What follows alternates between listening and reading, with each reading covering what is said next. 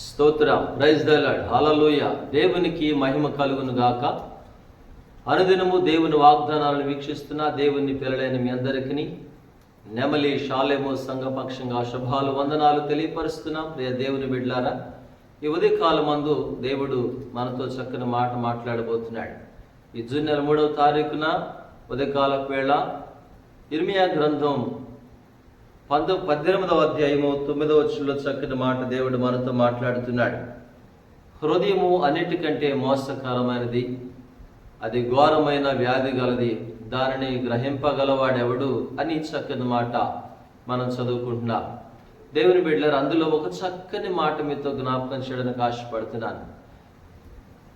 ఘోరమైన వ్యాధి గలది అన్నాడు. ఏంటది ఘోరమైనటువంటి వ్యాధి కలిగింది అని అంటే, హృదయం, మానవుని యొక్క హృదయం అన్నిటికంటే ఘోరమైంది అని అన్నాడు. ఏంటయ్యా హృదయం ఘోరమైంది ఏంటి, వ్యాధి కలిగింది ఏంటి అని మనకు ఒక ఆలోచన రావచ్చు కదా. వాక్యం వింటున్న దేవుని పిల్లలారా,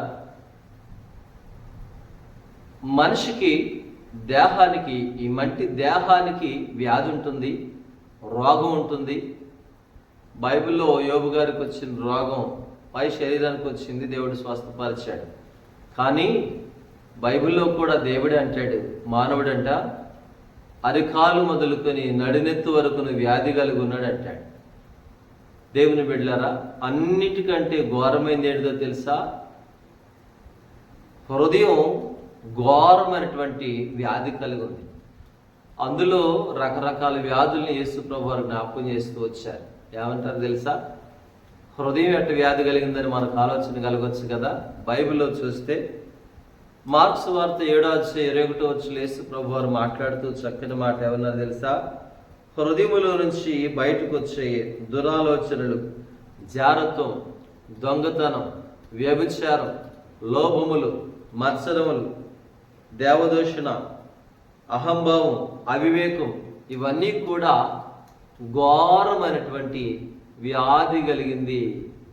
ఇవన్నీ కలిగి ఉంటే హృదయం ఘోరమైనటువంటి వ్యాధి కలిగిందని వాక్యం చెప్తా ఉంది. ప్రభువే చెప్తున్నారు.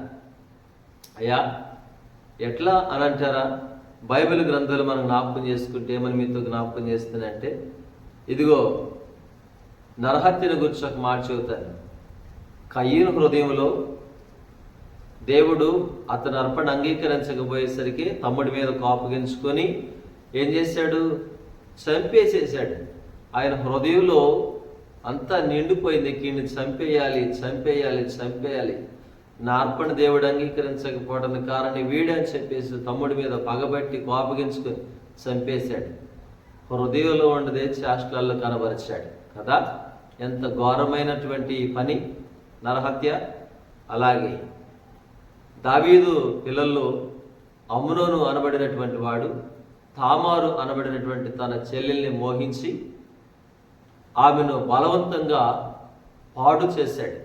దేవుని బిడ్డలారా, ఏమని జ్ఞాపకం చేస్తానంటే, జారత్వం ఎన్ని హృదయంలో ఉన్నాయి. జారత్వం అంటే దేవుని బిడ్డలారా, వివాహం కాకముందే తన చెల్లెలైనటువంటి తామారును పాడు చేసి చంపేశాడు. దేవుని బిడ్డలారా, హృదయం నిండిందే పెదవులు మాట్లాడితే అంటాడు వాక్యులు. అయితే హృదయం నిండిపోయింది, నరహత్యతో నిండిపోయింది, జారత్వంతో నిండిపోయింది.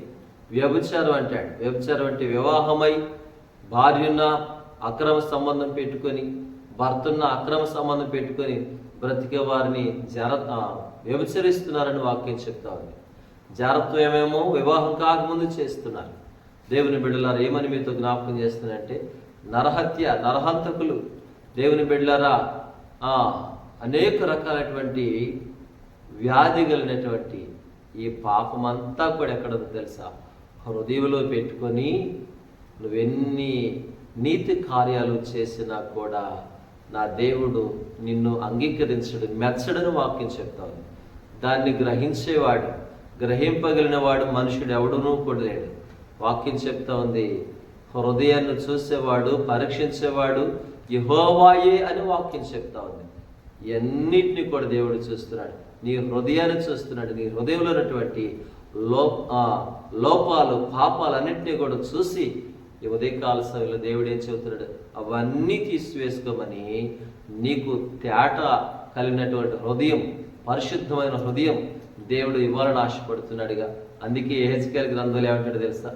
నూతనమైన హృదయం నీకు ఇస్తా అంటాడు, నూతనమైన బుద్ధిని, నూతనమైనటువంటి మనస్సు నీకు ఇస్తా అని దేవుడు వాగ్దానం చేస్తున్నాడు. కనుక ఉదయకాల సమయంలో దేవుని యొక్క ఆ చిత్త ప్రకారంగా నూతనమైన హృదయం, నూతనమైన బుద్ధి కలిగి దేవుని కోసం మన హృదయాన్ని భద్రపరచుకొని, బైబిల్లో మరియా దేవుని మాటలన్నీ హృదయంలో తలపోసుకొని భద్రం చేసుకుంది అన్నాడు. కనుక మరియలాగా మనం కూడా భద్రపరచుకొని దేవుని కొరకు బ్రతుకుదుముగాక.